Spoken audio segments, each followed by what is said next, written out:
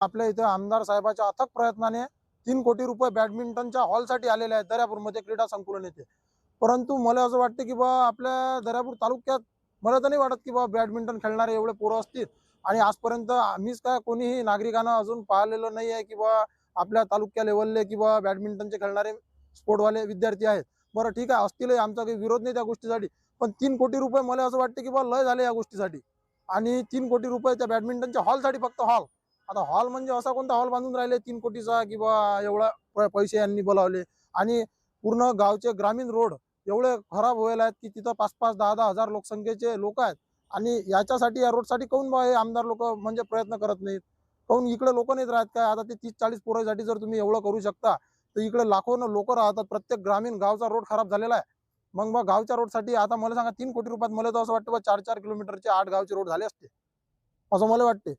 म्हणजे विचार करा तुम्ही की ग्रामीण भाग जो आहे आपला, हा अजूनही मागासवर्गीय राहिलेला आहे. गावात रोड नाहीत, नाल्या नाहीत, रस्ते नाहीत, काहीच नाही. मग याच्यावर कोण लक्ष देणार आहे? आता आमदार झाले, खासदार साहेब झाले, आता आमच्या गरीबावर लक्ष कोण देणार आहे? आमचे रोड किती दिवस झाले आंदोलनं होत आहेत, उपोषणं करत आहेत लोक, लोकांच्या नाराजगी व्यक्त करत आहेत, लोक बोलत आहेत, शिव्या देत आहेत, नावं ठेवत आहेत. पण तरीही तुम्ही लोक आमच्या रोडसाठी कोणीही दखल घ्यायला तयार नाही. आता रोडाला निरा भिकाऱ्यासारखे कुटके आले, कुटके जसे की आले आम्ही भिकारी आहोत जसे कुटके देऊन राहिले. हा, आणि एकदम 3 कोटी रुपये आणले आणि ते हॉलसाठी तुम्ही हॉल बांधून राहिले. म्हणजे विचार करण्यासारखी गोष्ट आहे. मी माझा विरोध नाही खेळासाठी आलं, ठीक आहे, चांगला विषय आहे. परंतु एवढे पैसे बा 3 कोटी लय झाले माझ्या विचारानं. मग ते जर तुम्ही 3 कोटी जर असे गावाला आणले, तर 8-8, 10-10 गावचे रोड होऊ शकतात, असं मला वाटते बा. आता तुमचं काय मत आहे तुम्ही सांगा कमेंटमध्ये.